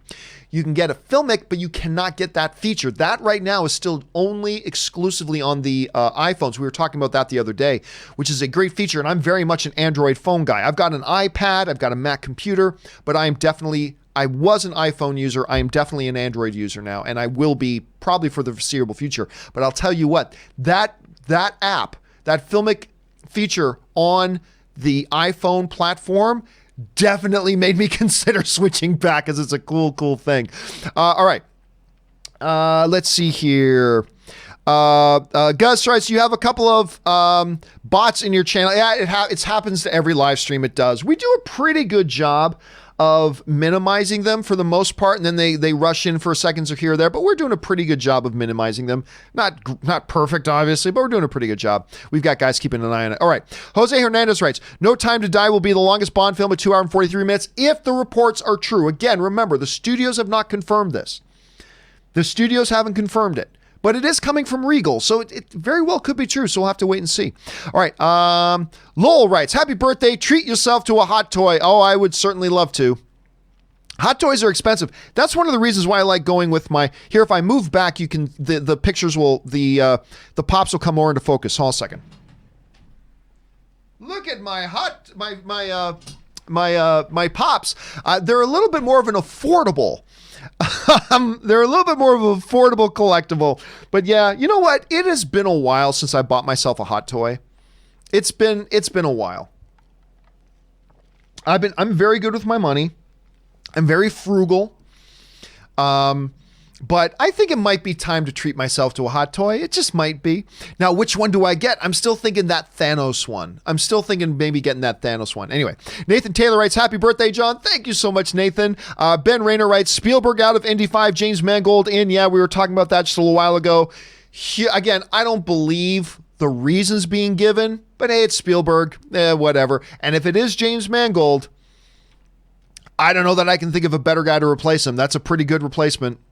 I would prefer it be Spielberg, but that wouldn't be a bad replacement. Gabby writes, hey, John and Rob. Of course, Rob's not here anymore. Happy birthday, John. I think Bob Iger is without question the most consequential person for the Walt Disney Company. Absolutely. Second only to Walt Disney himself. Thoughts? Oh, absolutely. Listen, we talked about this a little bit yesterday, too. When you look at what Disney is and how it has kind of evolved over the years, what Disney is right now was primarily the result of what Bob Iger made it into. You think about where Disney was a little over a decade ago, and you look at where it is now, or 2 decades ago, and you look at where it is now. Under Bob Iger, they acquired Pixar. That would be enough to set the legacy of a CEO forever in a company. He acquired Pixar. That's huge. Then, just a little while after that, he acquired Marvel. That, all by itself, would set a CEO's legacy forever. He's the guy who acquired Marvel. But he didn't stop there. He's the guy who acquired Lucasfilm. And remember, Lucasfilm, under Disney, has a higher per-film box office than Marvel does. Now you got to wait for like 3 days just to ride the damn Rise of Resistance ride at the Star Wars parks. Anyway, or at the Disneyland parks. Anyway, that would be enough to set the legacy of a CEO forever. Also under him, I'm a big fan of ESPN Plus, but then again, I'm also a big sports guy. I watch all my UFC stuff on it. I'm a big fan of ESPN Plus. Launch ESPN Plus. He has redesigned what Hulu is, and I love what they're doing with Hulu, especially with the FX content coming over there and everything. I love what they're doing with Hulu. Under his leadership, it was his vision to bring Disney Plus into existence, which is going to be the future of Disney's entertainment brand. He did that all by itself enough to set his legacy forever. And he oversaw the $70+ billion acquisition of 20th Century Fox and all their catalog of content, which was really a play for Disney Plus. Any one of those things is enough to set the legacy of a CEO at a company forever, and he did them all. It's staggering, Gabby. It's absolutely staggering. Anyway, Star Wars Rocks writes, hey, John, When you eventually get around to having kids, how will you introduce them to Star Wars? Will you only show them the originals and sequels and skip the prequels? Love the show. Keep up the good work. I got friends of mine who actually named their son Obi. OBI, named their son Obi. He's a cute kid too.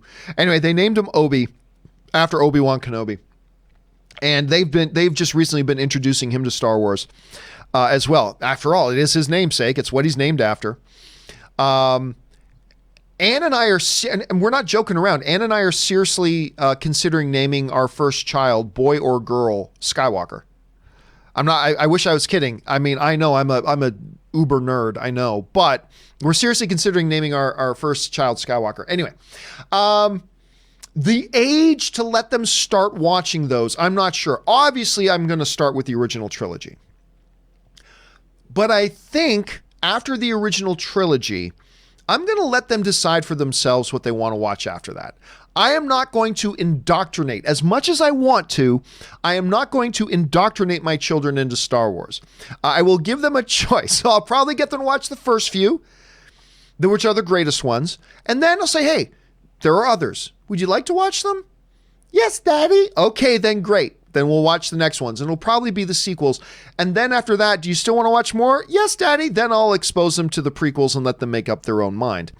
But yeah, I'll probably start them with the originals and then let them decide if they want to watch more or not. That's probably what I'll do, but I don't know. We'll play it by ear. All right, Brian Meadows writes, hey, John, just wanted to wish you a late happy birthday. Well, thank you so much, man.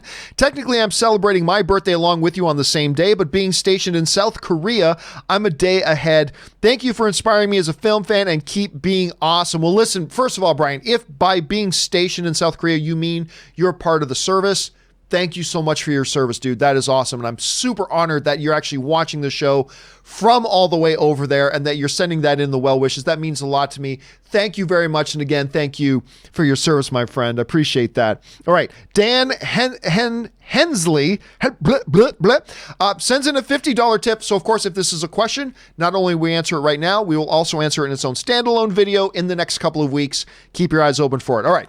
Dan writes, Joe Carnahan's The Gray, which I really enjoy, is an underrated gem and a top 10 for me. I wanted to know if you agree about it being underrated. What are your thoughts on the movie, and what was Liam Neeson like when you were able to interview him about the movie at AMC? Thanks. So yeah, I don't have The Gray in a top 10 position or anything like that, but I really enjoyed that movie. And I thought it was a terrific ending too. I go back and forth on the ending, but lately I've kind of been in the camp that the ending is actually kind of terrific. Anyway, yes, I agree it's underrated.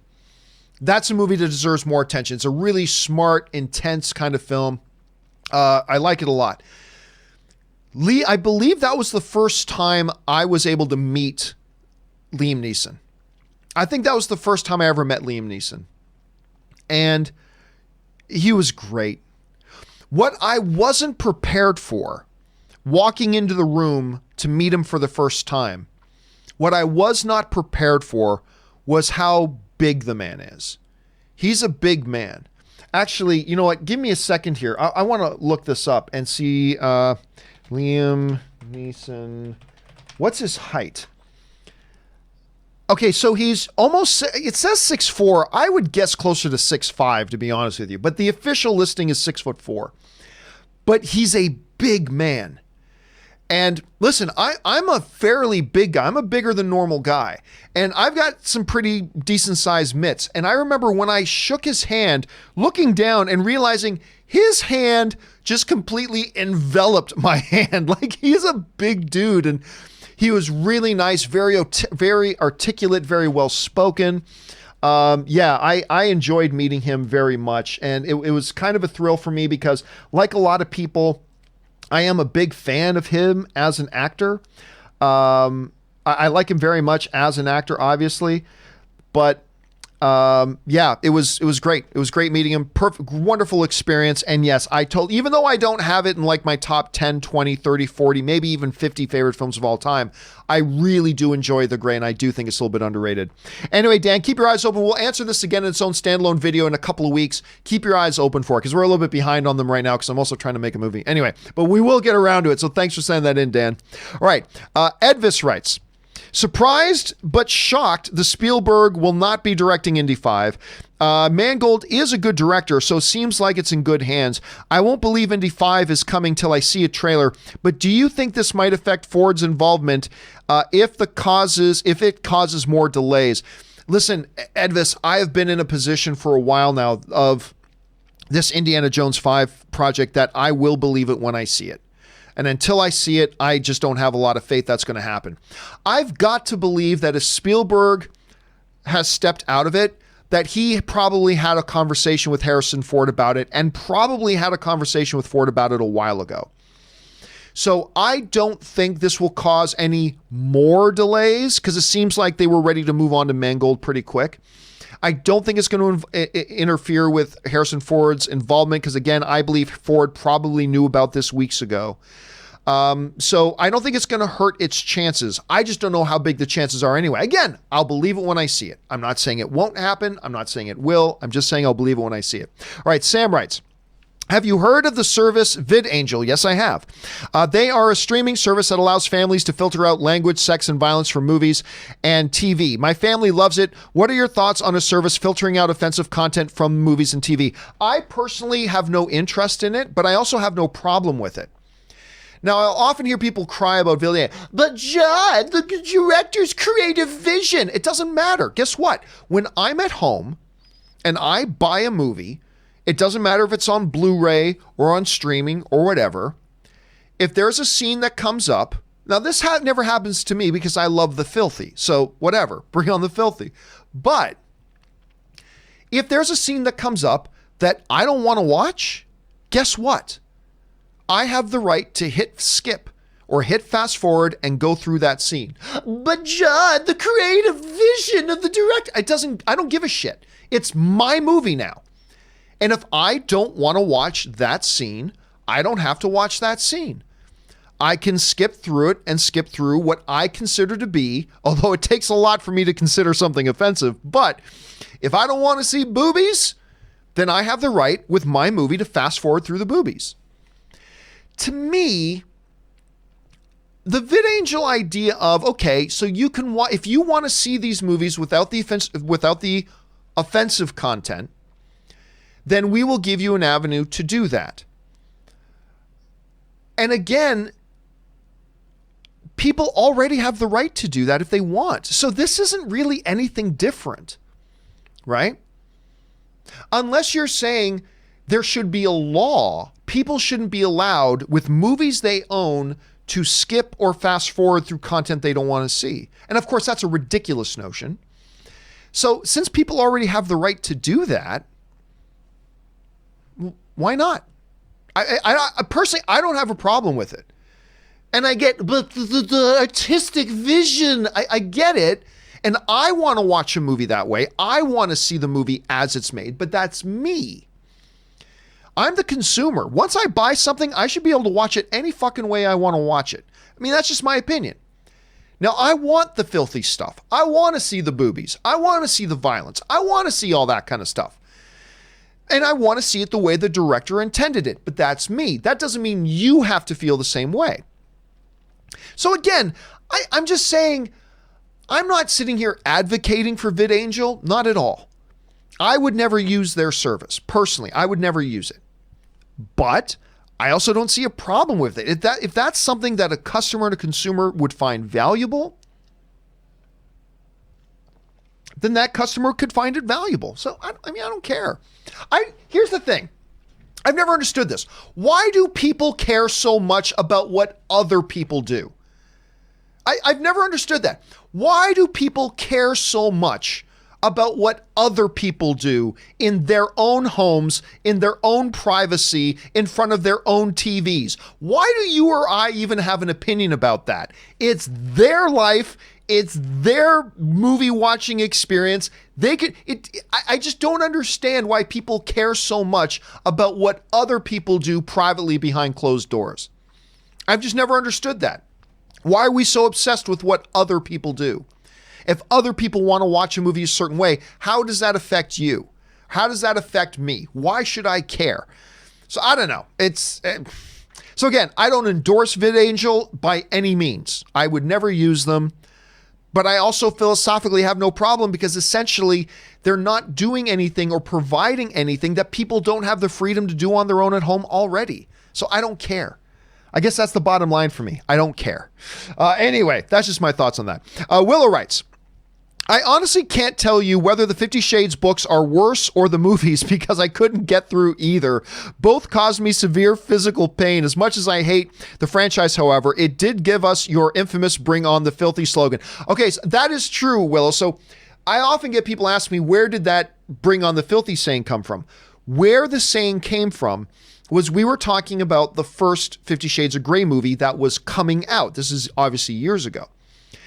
And there was a discussion going on about whether or not it would be rated R or rated NC-17.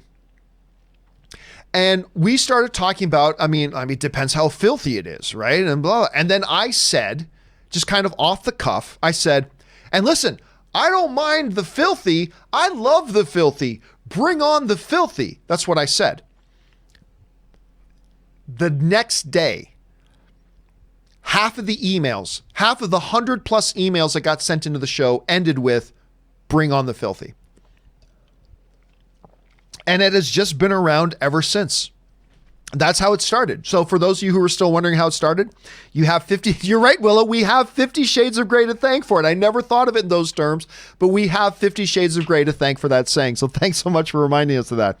All right, MSN admin Ben writes, hey, John and gang, happy belated birthday, John. Thank you so much, MSN. Question. Has a movie ever changed the way you hear songs? Oh, absolutely. For me, I'll never hear Free Bird the same way since Kingsman Church Scene. Curious to hear your answer. Happy No Pants Thursday. Yeah, there have definitely been songs that I've seen adapted into a movie that I can never now hear that song without seeing the movie in my head. The one that comes, I'm sure there are many I could list, but the one that comes to mind immediately is I think it's called the Immigrant Song from Thor Ragnarok. Right? I can't, ever since I saw Thor Ragnarok, I can't hear that song and not think of Thor Ragnarok. Right? That's just instantly the one that comes to my head. And you're right. The Freebird tune with Kingsman, the church scene, I can't hear that song anymore without seeing Colin Firth killing a lot of people. I mean, that's just what comes into my head. So I would go, the one I would lean towards right now would probably be the Immigrant Song. That's the one I'm going to. Okay, let's see here. Chris Parker writes, one of two. Don't lose hope about riding the rise of the resistance. I flew my family from New Zealand to Orlando, got them all up at 5 a.m., got on a boarding group, waited 14 hours at the park, suffered in line for 4 hours and 2 ride breakdowns, and we didn't get to ride it. Oh, that's brutal. Came back 2 days later, waited another 2 hours in line while the ride broke down yet again on what was our last day before flying home, but finally got to ride, and it was worth every bit of stress and anxiety. If I could do it, so can you. So yeah, listen, I still haven't been. Ann and I are annual pass holders at Disneyland. We're going to go to Disneyland on Saturday, which is, I don't know. I think we're insane. There's no way we're getting on this ride on a Saturday. Anyway, so we're hoping to ride Rise of the Resistance. My buddy Soul went to Disneyland the other day. It was on a Friday morning, and they were there when the park opened, and they didn't get on the ride until 9:30 at night. Till 9:30 at night is when they got on the ride. They were there when the park opened, didn't get on till 9:30 at night. So I highly, highly doubt, Chris, that I'm going to be able to get on this ride on Saturday. Ann and I think our best chance right now is to take a day off So maybe some Tuesday there won't be a John Campea show, and she'll take a day off work and we'll go on like a mid-weekday, get there when the park opens, and hopefully be able to get on the ride. I think that's the only hope we have of getting on one right now. All right, Emad writes, a friend of mine thinks that Baby Yoda is overrated. Is it time to cut ties with him, or should I respect his opinion? Baby Yoda's fabulous, man. I don't know. I just thought Baby Yoda was great. Or the child, as they refer to Baby Yoda. I say you respect their opinions, but you know what, Emad? I wouldn't judge you if you just cut ties with them at the same time. But I say you just respect the differing opinions. I love Baby Yoda, though. These are the hard life choices, Emad, that we discuss here on the John Campea Show. The hard life choices. All right, Mr. 47 writes, happy birthday, John. Thank you so much. I would have said it sooner, but I didn't know. It's also James Wan's birthday too. I didn't know that, ironically. And my sister's birthday is on the 27th, which is today. No ketchup on eggs, Justice for Han, Iron Man Jr., Snyder Cut, What If, Top 5, and Bring the Filthy. All right, thanks a lot for that, man. And you tried to squeeze just every one of the hot buttons in there. Ketchup on eggs, Justice for Han, Iron Man Jr., Snyder Cut, all listed on there. Well, hey, listen, please wish your sister a happy birthday for me, Mr. 47. And I didn't realize about the James Wan thing. I got to go double check that and look that up, see if that's true, because if it is, that's kind of cool. Thanks for letting me know. All right, Damo Davies writes, tell me, my friend, you ever dance with the devil in the pale moonlight? I just ask that of all my prey. I just like the sound. Again, we talked about that same line just the other day. One of the truly great iconic lines from Batman. Such a great line.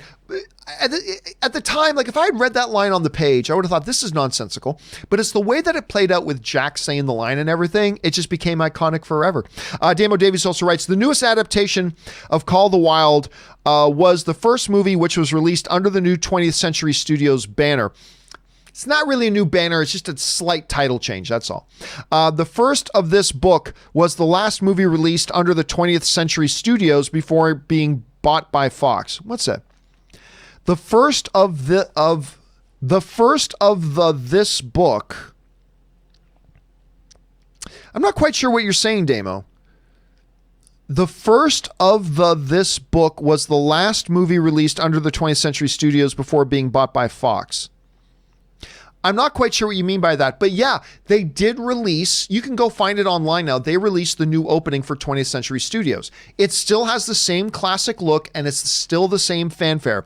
Vroom-pum, vroom-pum, vroom-pum, bum-ba-da-bum. It's still 20th Century comes around, but instead of saying 20th Century Fox, it says 20th Century Studios. So they've maintained the basic look, they maintained the sound. So I still feel right at home watching it, but I didn't realize that Call of the Wild was the first one they released with that new opening. That's going to be a good piece of trivia in the years to come. All right, Damo Davies also writes, in Tim Burton's Batman, the Joker uses the phrase, there'll be a hot time in the old town tonight, as he is flying, Antoine Rotelli with his joy buzzer. In Batman Returns, Selena Kyle says it's going to be a hot time in a cold town tonight to Bruce. It has been a long time since I've seen the second Batman movie. The second Tim Burton Batman. It's been a long time. I wasn't a big fan of it. I didn't hate it. I just wasn't a huge fan of it. I don't remember the line. I'm now going to have to keep my eyes open for that, Damo, the next time I watched it. Damo also writes, my rankings of Spielberg's 5 sci-fi movies. Close Encounters of the Third Kind, all-time classic.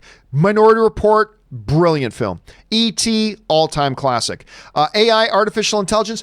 There are people that hate and love that movie.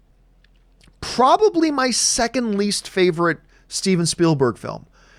Terminal is my least favorite Steven Spielberg film. Artificial Intelligence is probably my second least favorite. I didn't hate it. But it's one of those divisive kind of films, kind of like the Watchmen movie, right? There are people who love it, people who hate it. It's an interesting one. And finally, War of the Worlds, which I thought he did a really good job on. I don't include Jurassic Park, even though it has sci-fi elements. That's a good debate to have about whether you should include Jurassic Park as a sci-fi film. It's a good debate to have. All right. An anonymous viewer writes, so Lucasfilm is so serious with their own... So Lucasfilm is so serious with their own developing a High Republic film, but they can't even tell us how Palp survived or how he got laid in The Rise of Skywalker. Whatever, man. Yeah, listen. If you had told me before seeing The Rise of Skywalker that they aren't even going to tell you how Palpatine survived, I would have said, you're crazy. Of course they're going to show us that. That's imperative to the narrative. There's a lot of stuff you don't need to show us because it's not imperative to the narrative. But Palpatine returning, that you got to explain, because that is completely germane to the entire narrative of the story. It's important. It's important. It's not just curiosity. It's important. How he got laid. He's the most powerful man in the galaxy. That's how he got laid. That's not a big deal. But yeah, I couldn't. Just one of the things that frustrated me about The Rise of Skywalker. Murray Reich writes, I was thinking the other day about 20th Century Fox, and I was wondering, has any Fox movie in the past year broken even or made money? Off the top of my head, I can't think of any. Certainly not The Call of the Wild, A Spies in Disguise, Ad Astra, Stuber, Dark Phoenix, and Underwater. Did Ford v Ferrari break even? I think Ford v Ferrari, if it didn't break even, it got really close. But yeah, I can't think of any big hits. There probably is, and I'm just not thinking of it. But honestly, Murray, I'm with you. I cannot think off the top of my head of Fox having a legitimate hit film under the banner in the last little while. I can't think of one. That's not something that can continue for very long. Before, Bob Chapek, he's going to step in, the new sheriff in town, he's going to step in and do something if they don't pull their weight around that. And I don't think Alan Horn's going to be around much longer to, in the position, I should say, to protect them. So it's going to be interesting to see what happens there. Chris A. writes, no question. Just want to say thanks for what you do. Thanks so much for that, Chris. I do take my lunch an hour early to watch your live questions, then listen to your main topics and highlights on my drive home. Would love to see Ann back on the show sometime. Your guys' chemistry is fun to watch. Oh, yeah. Well, of course, Ann and I, Ann, of course, is my wife. We do videos together whenever we can. The problem is, of course, she has a career. She has an important job. She is off at that important job while I am doing this show. So it makes it very, very problematic for us to try to get her on the show. But when a show like Mandalorian comes around and we're doing post shows for that, then we'll get together and we'll do those as well. But maybe one of these days she'll have a day off and maybe I'll have her stick her nose in and maybe do a little bit of Q&A with you guys. So you guys can ask her some questions. But we always try to do videos together whenever we can. It's just tough for us to do it at the same time, obviously. But thank you for that, Chris. James Germain writes, hey, John, I know how you feel about DC animated movies, so I pose this question to Chris, who is not here, of course. Chris, wondering if you got to see the Red Son, just saw it, and I got to say it reminded me of Gods and Monsters, real unique perspective, no real villain, and so much fun. Well, I've been actually very interested in Red Son because, that's obviously a story that's been around for a very, very long time. I have not watched it yet myself. To be clear, it's not just DC animated stuff. I'm not a big fan of Marvel animated stuff either. Now, there are exceptions. There are exceptions for the DC and the Marvel animated stuff that I do enjoy. But for the most part, I don't really dig DC or Marvel's animated stuff. But Red Son is one I've been curious to see, and I think I'm going to have to check that one out myself. All right, Zaya writes, would you rather fight Khabib for a few rounds, or would you rather post a 1-minute clip of you breakdancing? What say you, Giovanni? What say you? Oh, that's easy. I'll fight Khabib. I'll fight Khabib. Worst thing that's going to happen is he chokes me out. Then I'm fine. And all I have to do is this. Tap out. Easy. Yeah. So what I would do, my strategy in getting into the cage again with Khabib is run. I would be like Sir Robin in Monty Python Quest for the Holy Grail. Bravely run away, away, Sir Robin. That would be me. I'd be running away. And then at some point, he'll do this to me. He'll grab me. And once he does, I will instantly start tapping out. Or if he ignores the tapping out, he'll just put me to sleep. He'll put me to sleep. But I will get over that. I would never get over my own embarrassment of releasing my breakdancing videos. That is something I would probably never recover from. So I would definitely take a few rounds with Khabib. All right, tater tots. Chocolate and tater tots. Right. Finally saw Judy. Isn't it great? Renee Zellweger was beyond excellent, which is why she won the Academy Award. And my God, that last scene with her, you won't forget me, will you? Promise you won't. Made me so emotional. I knew it wouldn't, right? I knew it would right as she started singing. Everything about that ending was just so damn beautiful. Brilliant. 9.75 out of 10. It is a great movie. Now, here's the thing. It is one of those movies that to me where the performance was clearly the best of the year in her category. And I enjoyed the movie very much. I enjoyed Judy very much. You guys have heard me talk about it before. But it wasn't a top 10 movie of the year for me. But really, that's really more of a commentary on just how great of a year 2019 was for movies. Because there are a lot of years that Judy would have been in the top 10 for me. But you get a movie like Judy and it doesn't make it into your top 10, that's a hell of a good year for film. But yeah, she won that Academy Award. And quite frankly, she earned that Academy Award. So good on her. And it was a career-defining kind of performance, much like Joaquin Phoenix's was in Joker. It was just fantastic. Anyway, let's see. Tater Tots also writes, hope Aaron and Chris are here. They're not, unfortunately, today. I'm not able to have people in here right now. I just wanted to tell you both that no matter how much I disagree with you sometimes, I appreciate and respect you both so much. I value your opinions a lot, and both of you have helped to alleviate so much anxiety in my life. Thanks to both of you so much. Well, I'll tell you what, Tater Tots, I know they'll both appreciate hearing that, and I will definitely pass that message on to both of them, because I'm going to be talking to Aaron tonight, I think, and I will also pass it on to Chris as well. They are both wonderful, and I'll make sure I pass those messages on to both of them. All right. 50 Shades writes, I can't believe I missed your birthday yesterday. Happy birthday, John. Mazel tov. Thank you so much, 50. I appreciate that, man. 50 also writes, I listened to yesterday's show, and apparently they're making a movie about me. Yeah. Remember, they're not making another 50 Shades movie. What they're doing is, for those of you who missed the story yesterday, the author of 50 Shades just signed another movie deal for a new book she has called The Mister, which sounds suspiciously like 50 Shades when you hear the synopsis, but hey, it is what it is. Norma Lee writes, how epic if Josh returns for X-Men or Avengers 5. It would be amazing. I would love to see Joss Whedon return for Avengers, or because I think the first Avengers that he directed set the whole tone for what the MCU is. None of the rest of the MCU happens if it wasn't for that Avengers movie. He defined what an MCU movie really is with the Avengers. And for him to come back and do X-Men or Avengers would be fantastic. OMG Ruler writes, will buying a house affect your move back to Canada for a couple of years? I mean, we're hoping, Ann and I are trying to buy a house. That's what we're trying to do right now. We're having a very, very hard time finding a house that's not ridiculously overpriced in LA that we can afford.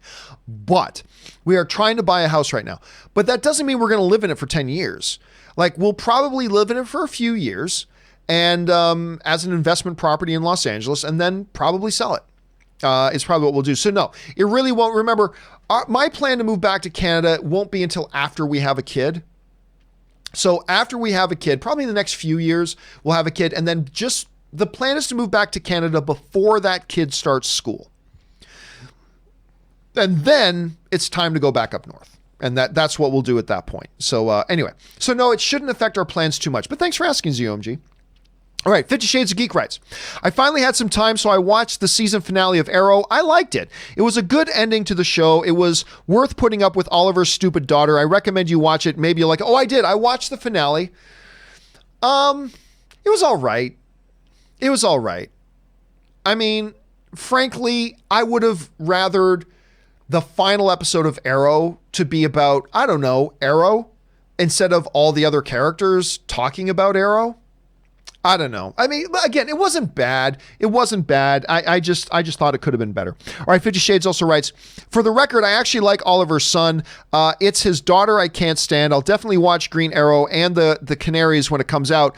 But won't be for her, that's for sure. Oh, I have no interest in I hated Oliver's Idiot Kids. I hated Oliver's Idiot Kids. It was such a bad creative decision to bring those kids in. Please let me be clear here. I have nothing negative to say about the performers playing the roles. Don't get me wrong. And I don't even mind the idea of Oliver having children. I don't mind that either. But the way they executed those characters was nothing but annoying. Pardon me. Was nothing but annoying. I just hated Oliver's Idiot Kids. I hated those kids. The concept's okay, but I just hated the kids. I don't know why. All right. Ryan Lohner writes, I'm going through Clone Wars, and what do you know? Literally, all it took to actually get me invested in Anakin and Padme's relationship was them talking to each other like human beings for 10 goddamn seconds. I'll tell you what, I am not a fan of Clone Wars, but Just as I'm not a fan of the prequels, but I can list off a number of things that I thought the prequels did quite well.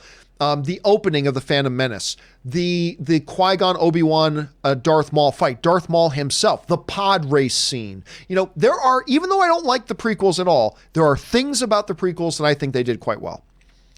The same is true of Clone Wars. I'm not a big fan of Clone Wars, but they definitely did a better job at actually getting you at least even remotely interested in those characters and that relationship. More specifically, that relationship. Because that's something the prequels, that's one of the biggest areas they completely shit the bed. Was I never believed for a second that either of these two characters had the slightest feelings for each other. I can't breathe. Oh my God, it's so badly written. The Clone Wars, I don't like the Clone Wars, but they did a much better job. A much better job at that. Absolutely. I got to 100% agree with you on that. Superman Steve writes, hey, John. 1, happy birthday for the other day. Thank you so much. I hope you had a fantastic day. I did have a fantastic birthday. Thanks for asking. 2, have you watched The Invisible Man yet? I absolutely loved every second. No, Ann and I are going to go watch it tonight. Again, I had a press screening for it a few days ago. Couldn't do it because of our shooting schedule for the documentary ran a few hours over time, so I couldn't make it to the screening. But we are going to go watch it tonight, and I'm very excited about going to watch it tonight, Superman, because it looks great. The word of mouth is good, and now you're endorsing it as well. So I'm very excited to see it. All right, Blake writes, I rewatched Logan recently, and one scene in particular just wrecked me this go-around. Not the ending, the scene with Charles and Logan in the farmhouse. Charles was willing to risk everything to give Logan one normal day. Mangold is a genius. I'm telling you what, dude. There is a reason why I keep saying I believe that Logan was the best film of 2017. It was a brilliant film. But the Academy hadn't yet started nominating comic book films for Best Picture. But it was the first comic book movie ever to be nominated for the major category of Best Screenplay. It had never happened before. No comic book movie had ever gotten a Best Screenplay nomination, and Logan did. That movie is brilliant from top to bottom, Blake, and that one scene is easily one of the greatest scenes in the movie. It is a wonderful, wonderful scene, but it's a movie that's filled with wonderful scenes. And that reminds me, I haven't watched it in like a year. I got to go back and watch it again. So yeah, it is, man. James Argento writes, over under 20% Q will appear in Picard season 1 or 2. 20%'s a low. I don't think he will. So I'll go under 50, but 20? Yeah, I could go over 20. I can say over 20 and still say I don't think it'll actually happen because that's under 50%. But I'll go over 20 on that. I think it is a possibility. Okay, guys, almost out of time here. Just the last couple of minutes here. We'll run through a few more here. Johnny5 writes, hey, John, I was shocked to hear that Spielberg won't be directing Indy 5. I was too, to be honest with you. I never thought this would happen. However, I don't think this is a bad thing. Mangold's recent resume is impressive, and I think it shows that they're taking this very seriously. You are correct, but I still don't think it's a good sign. I mean, to me, the DNA of Indiana Jones is forever tied to the directing DNA of Steven Spielberg. And so it's not a good thing, but if it can't be Steven Spielberg, which would be the best thing, then getting a guy like James Mangold, who directed the aforementioned Logan, who directed Best Picture nominee film Ford v Ferrari, who directed Copland, who directed Walk the Line. That guy is not a bad second choice. Let's say it is not a bad second choice. I still would prefer Spielberg, but I think you're right.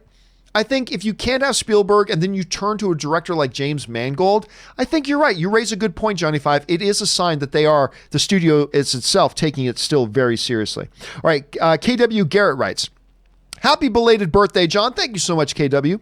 If you could have any celebrity TV chef make you a meal, who would you choose? Incidentally, my girlfriend said Robert Irvine looks like you on steroids, which made me laugh. I'll tell you what, I gotta go with Gordon Ramsay. Only because, not because he's the most famous one, only because Ann and I, when we go to Vegas, and obviously we go to Vegas a bunch, our absolute favorite restaurant in Vegas, Gordon Ramsay has like 5 restaurants in Vegas, but our absolute favorite restaurant in Vegas is Gordon Ramsay Steak. That's what it's called, Gordon Ramsay Steak. is the name of the restaurant. It is in the Paris Hotel that's right on the Strip. And they have Gordon Ramsay's signature dish, which is his beef Wellington. Ann and I order the beef Wellington when we go. And it is one of the most orgasm-inducing meals you'll ever have. I absolutely adore it. So if I could actually have Gordon Ramsay himself come over and prepare his beef Wellington, that would be my pick. By the way, I also really like Robert Irvine. I like Robert Irvine a lot. All right. Edgar M. writes, what other AMC theaters do you two go to outside of Burbank? I got AMC Tyler Galleria 16, 5 minutes away from me, and AMC Dine-In in Ontario Mills, 30 minutes away. I didn't realize the AMC in Ontario Mills was now a dine-in. Actually, the one AMC we go to the most, aside from the 3 AMC theaters right here in Burbank, is the AMC Tyler Galleria in Riverside, California. Because Ann's family lives in Corona, which is right beside Riverside. That AMC Tyler Galleria is only 10 minutes away from the house in Corona. And Ann and I are out there almost every weekend, at least for a day. We go for at least one overnight most weekends. And that AMC Tyler Galleria 16 is the one we go to usually when we go to movies out there. So, and I've been to that one and had people come up to me and say, what are you doing in Riverside? I'm like, well, yeah, we come out here almost every weekend, blah, blah, blah. So you just might see me sometime, Edgar, at that AMC at Tyler Galleria. All right. Ready Teddy Seti writes, what a great name.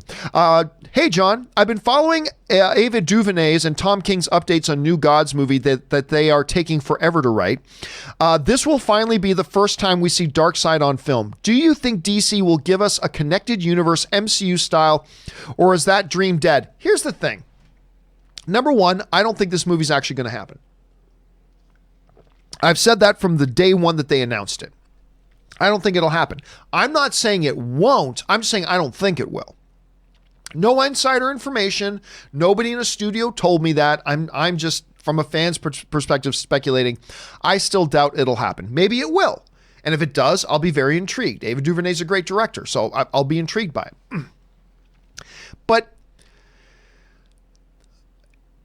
connected universe does not make movies better. It doesn't. It just is a thing. Solo movies doesn't make movies better. It's just a thing. Connected universe doesn't make movies better. It's just a thing. You can do it great, like the MCU has, or you can do it badly. So I really don't care about whether DC ever connects their universes, because all I care about is, do the movies you put out work? And they're on a streak of making their movies work, other than Birds of Prey. I didn't like Birds of Prey, but Wonder Woman was great. Aquaman, I had a lot of fun with. Shazam, I absolutely loved. Joker was a Best Picture nominee. We got Wonder Woman 84 coming out, which I have all the faith in the world because it's Patty Jenkins directing it. I have all the faith in the world that movie's going to knock our socks off. You know, all I care about, who cares if a movie's part of a connected universe if it's not a good movie? Who cares? But I do believe that eventually, even though they're completely focusing on the individual films right now, I do believe eventually you're going to see some heavier connection. You're going to see more connective tissue between those individual films and the overall whole. They will get there eventually. And we'll get another Justice League movie at some point. It's just not right now. So it's coming. It's absolutely coming at some point. But whether that point is 3 years from now, 5 years from now, 7 years from now, whatever, I would encourage us to believe that it doesn't matter. Because again, like I said, who cares if a movie's part of a interconnected universe if the movie isn't good? And who cares if it's not connected to an overall universe if it is good, right? So they'll do it. I just don't think they're in any rush to get to it, and I'm personally, as a fan, not in any rush for them to get to it either. All right, last couple of questions here, guys. Emperor Palpatine writes, now witness the firepower of this fully armed and operational battle station. You may fire at will, Commander. It was such a great line when everyone was like, what? And all of a sudden this half put together Death Star starts shooting out these blasts. Crazy awesome moment. One of the reasons why Return of the Jedi is the best Star Wars movie ever made. All right, Dancing Dog 60 writes, John Avildsen and Wes Craven got their start making adult films, is that still a quote-unquote backdoor, haha, no pun intended, to way into legit film industry? I don't know. You got to remember, though, I mean, I'm not sure with John Avildsen. Which one is John Avildsen? I got to admit, off the top of my head, I can't remember who he is.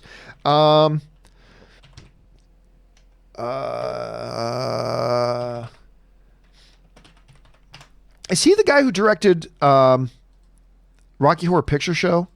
I can't. Hold on a second. Let me just bring this up. John G. Avildsen. I'm sure I'm mispronouncing that. Oh my God, he was the director of Rocky and The Karate Kid. Dear heavens, there you go. Okay. Here's what I would say to that. Oh my gosh, what is that one? Yeah, kind of adult. Guess what we learned at school today? Oh my goodness, there we go. And Turn On to Love. Yep, kind of adult fare. Anyway, when you're talking about Wes Craven and you're talking about Avildsen, who did Rocky all the way back in 76, that was a different era. Can you today get your start in adult film and then transition over? It's very difficult. I think if you get your start as a porn director, then that becomes, and by the way, I have no judgment on the porn industry. I love the filthy. Bring on the filthy. I'm just saying that there will be a stigma that gets attached that will be hard to shake. If you start in adult film, it's going to be difficult. Now, we can, of course, all think of a couple of names. Hell, look at Sasha Grey. Now, she wasn't a director per se, but she was a porn actress, and we saw her in a couple of mainstream things, including Entourage and stuff like that. Yeah, we can all think of some specific instances where that happens, but it's an incredibly small percentage. I don't know if you could do it today. I honestly don't know if they could pull that off today like they were able to in days and eras gone by. So I don't know. It's a good question, but I don't think so.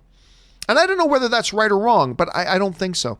Anyway, last question of the day, guys. Then we got to wrap things up here. Darth Flamingo, what a great name, writes, "Hey, John.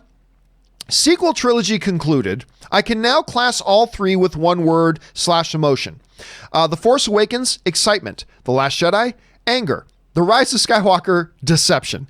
But I realize that my deception of The Rise of Skywalker makes me rethink my dislike of The Last Jedi. In your opinion, does The Rise of Skywalker make The Last Jedi a better movie?" No. I didn't mind. I like The Last Jedi. There are actually things about The Last Jedi that I love. There's a few things about The Last Jedi that I really dislike, but I've talked about both of those ad nauseum. And I don't like The Rise of Skywalker. I just don't. There are certainly a couple things about Rise of Skywalker I like, but overall, didn't like it. But no, I don't believe The Rise of Skywalker makes The Last Jedi a better film. And by the way, you know, I mean, I don't know. It's so hard, Darth Flamingo, to get into it. I mean, the one thing you can say for a lot of these films, other than the Force Awakens, which was pretty, not everybody loved it, but it was pretty much universally embraced. It's not until you get into The Rise of Skywalker, or The Last Jedi and The Rise of Skywalker, that it became very, very divisive.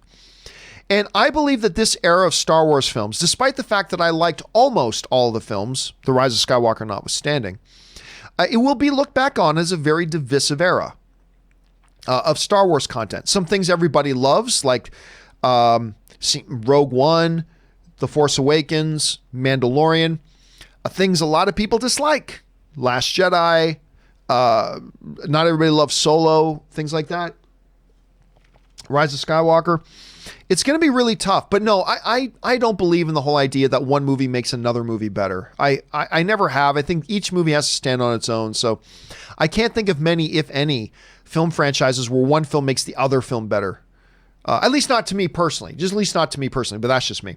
All right, listen, guys.